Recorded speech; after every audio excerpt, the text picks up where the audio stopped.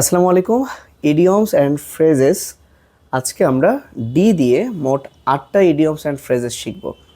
আমার খুব বিশ্বাস যে মেডিকেল ভর্তি পরীক্ষা কিংবা ইউনিভার্সিটি ভর্তি পরীক্ষার জন্য এই ডি থেকে 8টা ইডিয়মস ফ্রেজেস পড়লেই এনাফ।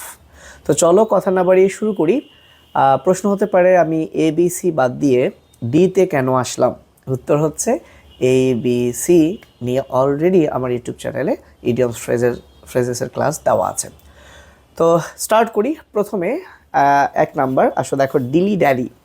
এই শব্দটা শুনলে মনে হচ্ছে না একটু ঢিলা ঢিলি, রাইট? সো ঢিলা আমরা কখন কাকে বলি যে ছেলেটা খুব ঢিলা, মেয়েটা খুব ঢিলা?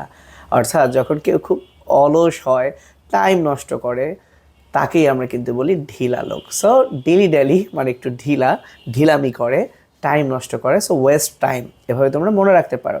আচ্ছা, এবার আসি ডগ ডেজ। আচ্ছা, ডগ মানে এই যে কুত্তা।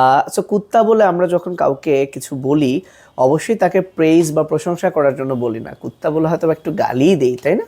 সো এই ডগ ওয়ার্ডটা আমরা আসলে কখনোই ভালো সেন্সে ইউজ করি না, খারাপ সেন্সে ইউজ করি। তাহলে স্বাভাবিক ডগ ডেজ অর্থাৎ যে দিনটা অবশ্যই ভালো হবে না, একটু খারাপ হবে। আচ্ছা, খারাপ হবে অর্থাৎ ওয়েদারটা যখন বেশি হট থাকে, হট ওয়েদার, সেটা কিন্তু ডেফিনেটলি ভালো না, অবশ্যই খারাপ। পাশাপাশি a bad time or unbearable time, সেটাকেই আমরা বলি ডগ ডেজ। চলে আসি ডার্ক হর্স। আসলে ডার্ক শব্দটার অর্থ অন্ধকার। সো ঘোড়া অন্ধকার বলতে কি এখানে কালো বোঝাচ্ছে? না, আসলে ঘোড়ার যখন রেস হয় তখন ঘোড়া কোন ঘোড়ার উপর বেট করবে যে এই ঘোড়া জিতবে, বেটিং হয়, রাইট?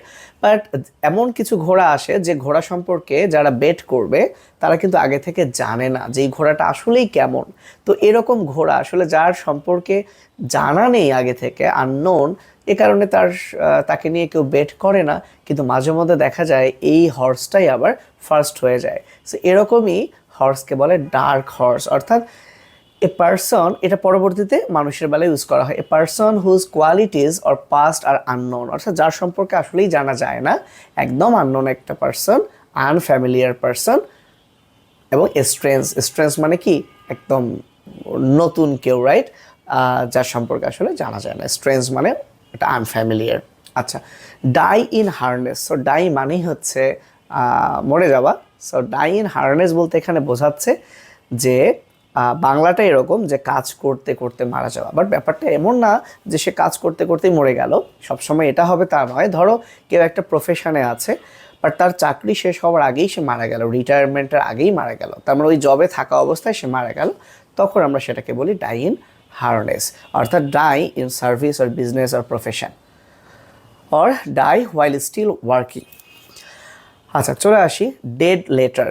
সো ডেড কথাটার অর্থই হচ্ছে মৃত, আর লেটার বলতে নর্মালি বোঝাচ্ছে চিঠি, অর্থাৎ যে চিঠি মরা হয়ে গেছে, তাই না? বাট এইখানে একটা জিনিস খেয়াল করতে হবে, আমি একটা কোশ্চেন দেখাই। প্রশ্ন এসেছিল ডেড লেটার মিনস, যেখানে অপশনসগুলোতে ছিল bad law, old letter, letter not in use, law not in force. আচ্ছা, খেয়াল করো, লেটার দিয়ে প্রশ্ন, বাট অপশনে কিন্তু 2 জায়গায় লেটার আছে, 2 জায়গায় আবার ল আছে।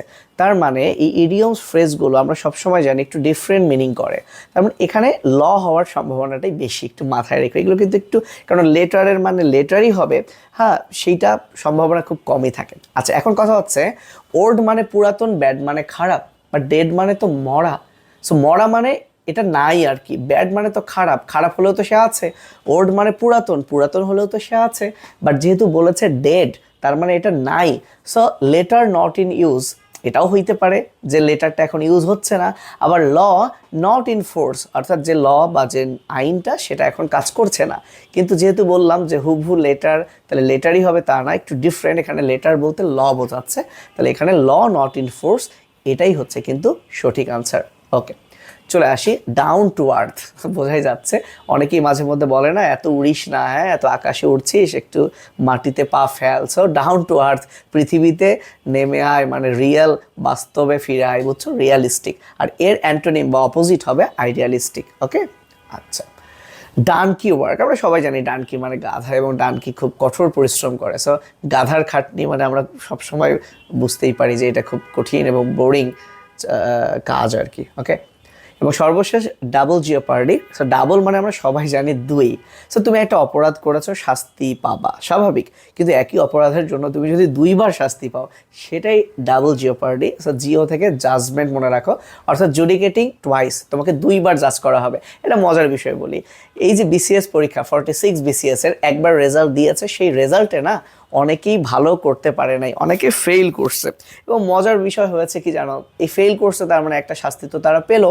অনেকেই বাপ মাকে বফকে বলেছে, 0.5 কিংবা 1 মার্কসের জন্য আমি চান্স পাই নাই, বুঝছো? তো এখন শোনা যাচ্ছে আরও নতুন 10,000 জনকে টেকানো হবে। তো দেখা গেল যারা বলেছিল 0.5 বা 1 মার্কসের জন্য হয় নাই, তাদের তো এবার হয়ে যাবে। কিন্তু অ্যালাস, তাদেরও এবারও হবে না, কারণ তারা এটা মিথ্যে বলেছিল। তার মানে তারা আবারও শাস্তি পেতে যাচ্ছে, একটা বিসিএস পরীক্ষা দেওয়ার জন্য ডাবল শাস্তি পেতে যাচ্ছে। এটাকেই আমরা ডাবল জিওপার্ডি বলতে পারি। সো আশা করি বুঝতে পেরেছো। Thank you so much. তোমাদের যদি ভিডিওটা ভালো লাগে, সামাজিক কাজে বলতে ভিডিওটা শেয়ার করে ফ্রেন্ডদের কাছে ছড়িয়ে দিতে পারো।